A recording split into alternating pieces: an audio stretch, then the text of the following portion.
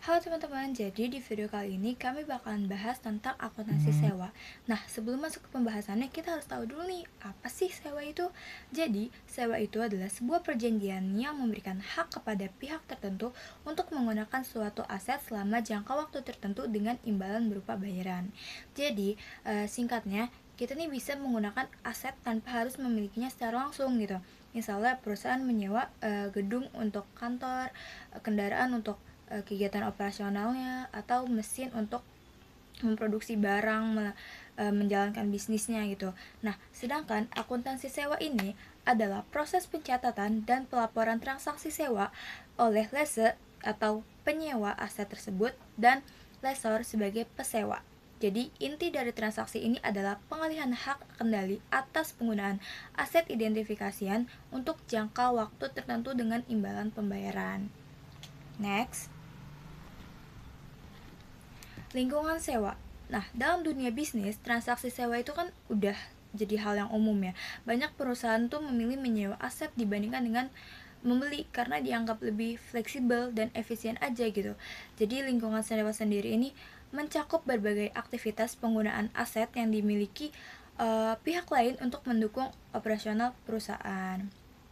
Contohnya kayak aset perusahaan yang menyewa gedung kantor tadi, kayak yang udah dijelasin awal, menyewa kendaraan untuk distribusi barangnya atau menyewa mesin untuk kegiatan produksinya. Jadi lingkungan sewa itu kondisi latar belakang terjadinya transaksi antara lessor dan lessee. Karena ini tuh sering terjadi kan ya. Perlu standar akuntansi yang ngatur gimana sih transaksi tersebut itu dicatat dan dilaporkan dalam laporan keuangan. Next, biasanya pada transaksi sewa ini terdapat dua pihak yang terlibat. Yang pertama adalah lessor, di mana lessor ini merupakan pihak yang memiliki aset dan menyewakannya kepada pihak lain. Yang kedua itu ada lessee. Lessee merupakan pihak yang memperoleh hak untuk menggunakan aset tersebut dan melakukan pembayaran sewa sesuai perjanjiannya.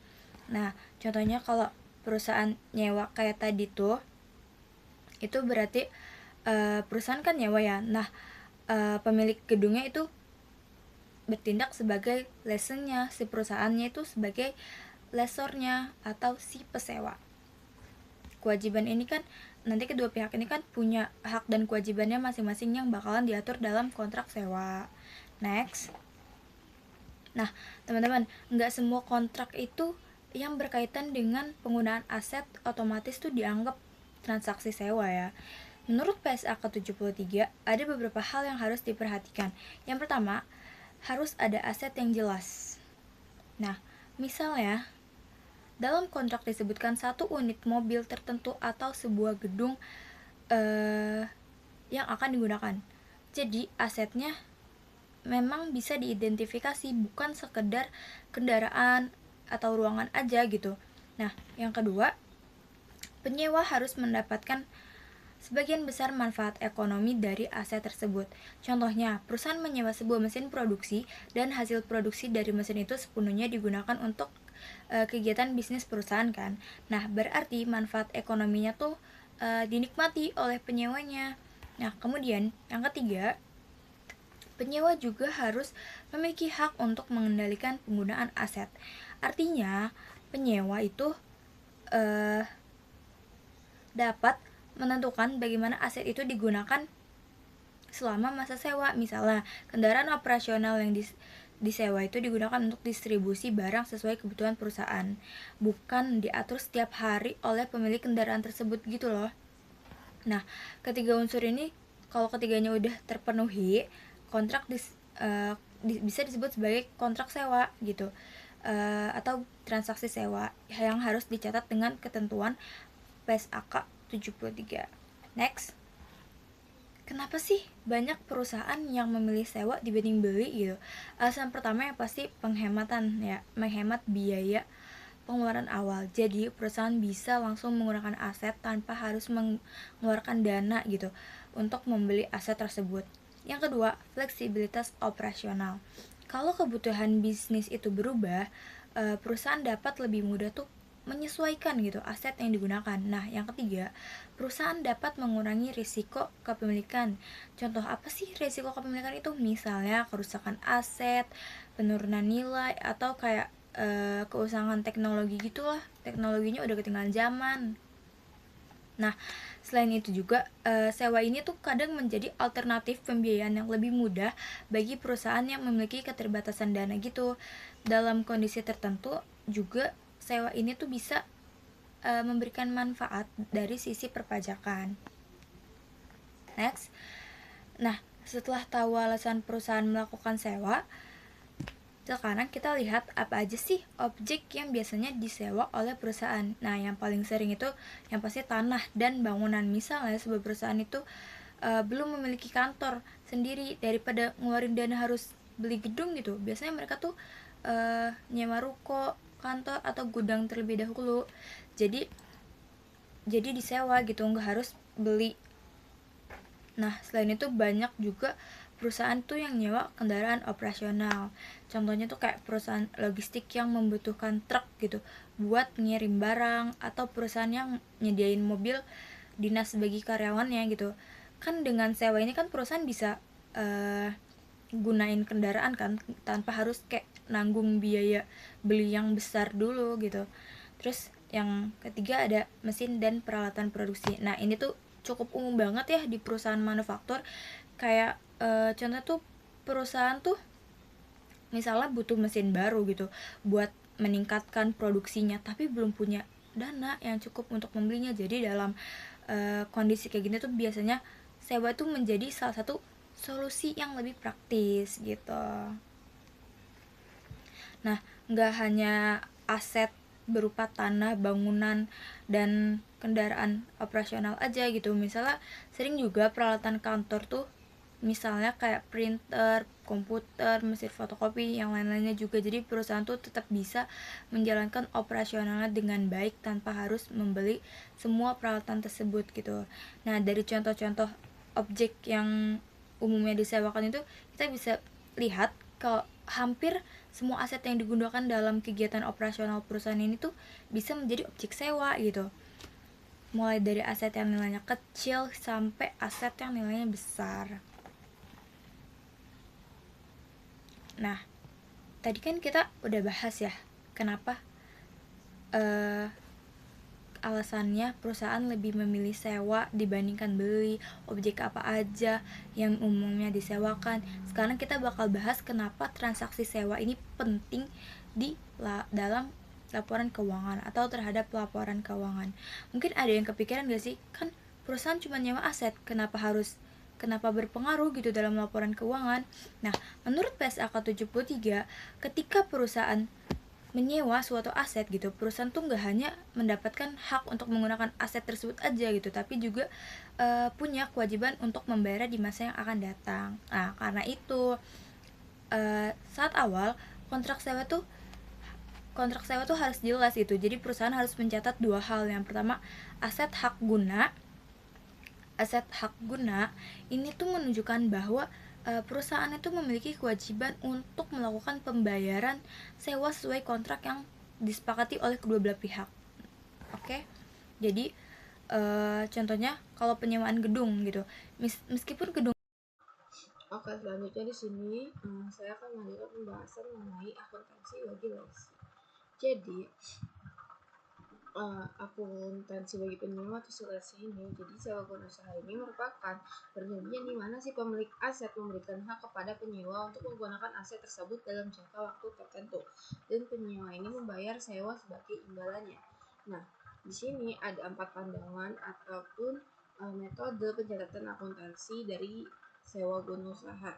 Pertama, itu tidak mengkapitalisasi aset sewa guna usaha, di mana aset sewa ini tidak dicatat sebagai aset si milik penyewa.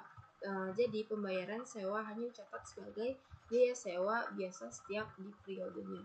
Terus yang kedua, mengkapitalisasi kontrak sewa guna usaha yang serupa dengan pembelian cicilan.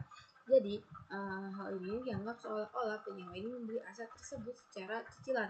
Aset dicatat di laporan keuangan dan kewajiban pembayaran sewanya pun dicatat sebagai hutang. Lalu poin ketiga yaitu mengkapitalisasi semua sewa guna usaha jangka panjang, di mana semua sewa yang berjangka waktu panjang apapun jenisnya wajib dicatat sebagai aset dan utang di laporan keuangan si penyewa.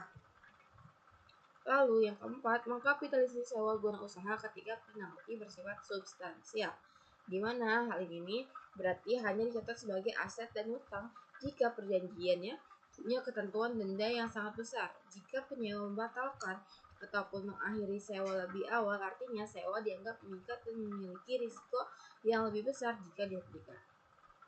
Intinya perbedaannya ada pada apakah aset sewa ini dicatat sebagai milik penyewa ataupun hanya dianggap biaya sewa biasa saja, tergantung aturan atau pandangan yang dipakainya. Oke, next. Nah, jadi di dalam aturan IASB ini sudah mensyaratkan leases ini untuk mengkapitalisasi semua leasingnya. Pengecualian di sini ada pengecualian, di mana awalnya tuh aturan utamanya semua sewa guna usaha wajib dicatat ataupun dianggap sebagai aset utang di laporan keuangan si penyewa kan. Tapi ada pengecualiannya, yaitu jadi nggak perlu dicatat sebagai aset utang. Gimana? Yang pertama itu kalau sewa guna usaha di mana dari periode kontrak kurang dari 1 tahun. Terus poin yang kedua, nilai barang yang disewa kurang dari $5.000 atau nilainya tuh secara nominal kecil. Jadi cara pencatatannya itu hak pakai yang disewa berarti dicatat sebagai aset isi milik penyewa. Kalau misalkan kewajiban membayar uang sewa berarti dicatatnya sebagai utang ataupun kewajiban. Jadi intinya sebagian besar sewa ini harus dicatat seperti kita membeli barang secara cicilan, kecuali sewa jangka pendek ataupun barang yang murah. Oke, next. Nah, di sini ada pencatatan akuntansi penyewa si leasingnya ini, yang dimana dia mengakui biaya bunga atas kewajiban sewa guna usaha menggunakan effective interest method, di mana setiap pembayaran sewa ada bagian yang merupakan bunga hutang. Bunganya dihitung dengan cara suku bunga efektif atau sesuai dengan tingkat bunga sebenarnya. Jadi bagian ini dicatat sebagai biaya bunga di laporan si keuangan itu. Terus mencatat biaya depresiasi atas aset sewa guna usaha yang menjadi hak penggunaan lesi. Nah, karena aset sewanya dianggap milik si penyewa dalam arti hak pakai, maka nilainya ini akan berkurang seiringnya waktu. Jadi penurunan nilai ini dicatat sebagai biaya penyusutan sama seperti aset yang dibeli sendirinya. Nah, kapan sih aturan ini dipakai si sewa pembiayaan atau lease ini? Nah, jadi aturan ini berlaku kalau sewa tersebut sifatnya seolah ini memberi aset yang dimana risiko dan keuntungan barang ada di tangan si penyewa, ataupun penyewa hanya dapat hak pakai barangnya aja, tapi semua aturan dan risiko pemakaian menjadi tanggung jawabnya. Terus intinya tuh kalau sewanya seperti mirip mencicil barang, maka dicatat pada aset. Maka dicatat ada aset, ada utang, dan juga ada biaya bunganya, juga ada penyusutannya. Terus next. Nah, di sini ada masa sewa atau lessee term, di mana waktu sewa yang sudah pasti dan tidak bisa dibatalkan. Artinya lama sewa yang sudah disepakati di awal dan selama masa itu perjanjian tidak bisa dibatalkan secara sepihak. Terus yang poin kedua, bargain renewal option dapat memperpanjang periode, di mana bisa diperpanjang dengan harga istimewa atau istilahnya bargain renewal option, di mana ada opsi untuk menambah waktu sewanya lagi. Syaratnya harga sewa perpanjangan ini harus jauh lebih murah dibandingkan harga pasar dari biasanya, sehingga penyewa pasti akan memilih untuk memperpanjang karena sangat menguntungkan. Nah, jadi intinya tuh lama sewa dihitung dari waktu awal yang pasti ditambah waktu perpanjangan kalau harganya sangat murah dan pasti diambil. Nah, selanjutnya ada pengukuran kewajiban dan aset sewa, di mana semua uang yang wajib dibayar si penyewa ini dihitung untuk menentukan besar utang dan nilai aset dari sewanya tersebut. Jadi pembayaran yang dihitung itu meliputi yang pertama pembayaran tetap, di mana jumlah yang sama setiap bulan atau tahunnya yaitu pasti akan dibayar. Lalu yang kedua ada pembayaran berubah atau variabel dengan driver tertentu atau sesuai aturan. Gimana? Berarti besarannya berubah tapi ada patokan yang jelas. Misal ia tuh mengikuti indeks harga atau suku bunganya tersendiri. Terus yang ketiga ada guaranteed residual value atau nilai sisa yang dijamin. Jadi si penyewa ini berjanji kalau barang rusak ataupun nilainya turun di akhir masa sewa, maka dia akan menambah uang sebesar dari selisihnya dari kesepakatan tersebut. Terus yang keempat yaitu pembayaran terkait dengan opsi menghentikan kontrak yang cukup pasti akan diambil oleh lesi atau maksudnya itu jadi ada denda penghentian sewa. Kalau misalkan kemungkinan besar si penyewa mengakhiri sewa lebih awal, maka denda yang harus dibayar itu juga dihitung sebagai bagian dari kewajiban.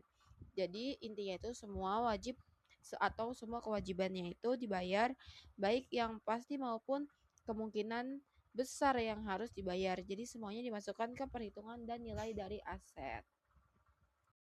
Mungkin cukup sekian dari saya. Selanjutnya akan dilanjutkan oleh rekan saya. Oke, selanjutnya kita membahas terkait akuntansi bagi lessor atau biasa disebut pesewa.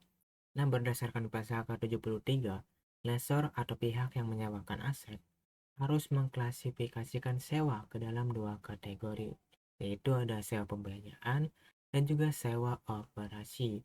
Klasifikasi ini ditentukan pada awal masa sewa dengan melihat apakah risiko dan manfaat kepemilikan aset secara substansial berpindah kepada penyewa atau lessee. Nah, jika sebagian besar risiko dan manfaat berpindah, maka dikategorikan sebagai sewa pembiayaan.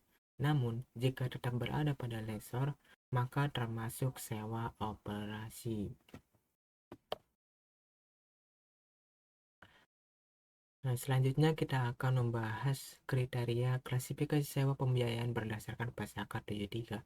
Suatu sewa diklasifikasikan sebagai sewa pembiayaan apabila transaksi tersebut mengalihkan secara substansial seluruh risiko dan manfaat yang terkait dengan kepemilikan aset kepada penyewa. Selain itu, kontrak sewa tersebut umumnya bersifat tidak dapat dibatalkan atau non-cancelable. Untuk menentukan apakah suatu sewa termasuk sewa pembiayaan, terdapat 5 indikator utama yang dapat digunakan. Pertama, tes pengalihan kepemilikan. Jika pada akhir masa sewa kepemilikan aset berpindah kepada penyewa, maka sewa tersebut dapat dikategorikan sebagai sewa pembiayaan. Kedua, tes pembelian.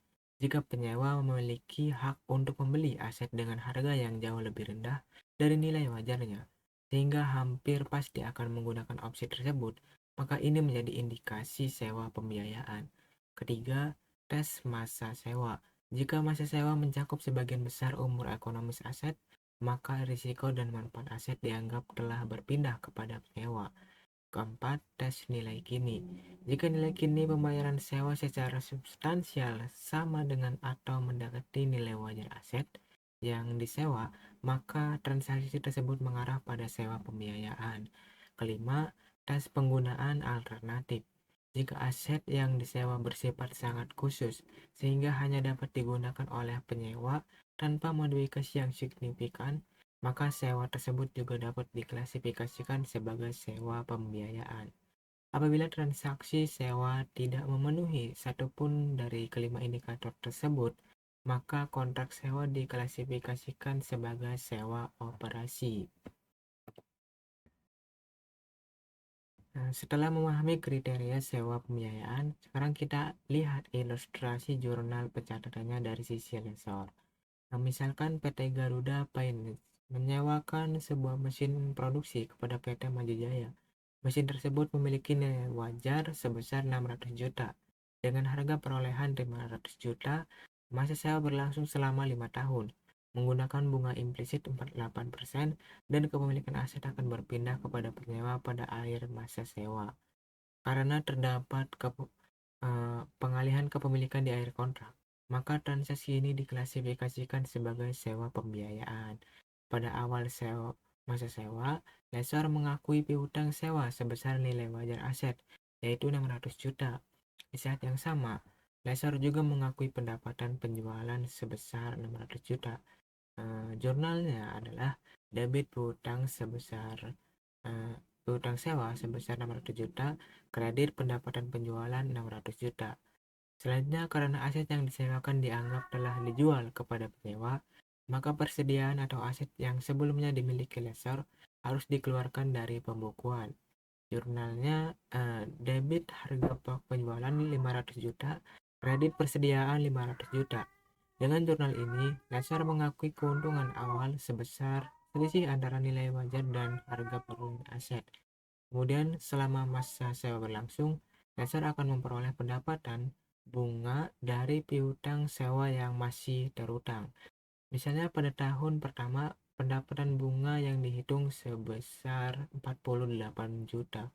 Jurnal yang dibuat adalah eh, debit piutang sewa 48 juta, kredit pendapatan bunga 48 juta. 48 juta ini dihasilkan dari 600 juta dikali 8%. Melalui pencatatan ini, lessor tidak hanya mengakui keuntungan pada awal transaksi, tapi juga mengakui pendapatan bunga secara bertahap selama masa sewa berlangsung sesuai metode suku bunga efektif.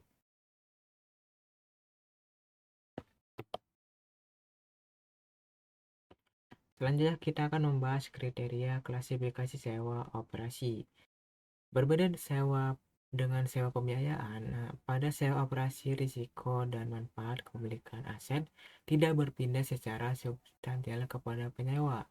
Oleh karena itu, aset yang disewakan tetap diakui oleh lessor dalam laporan posisi keuangan.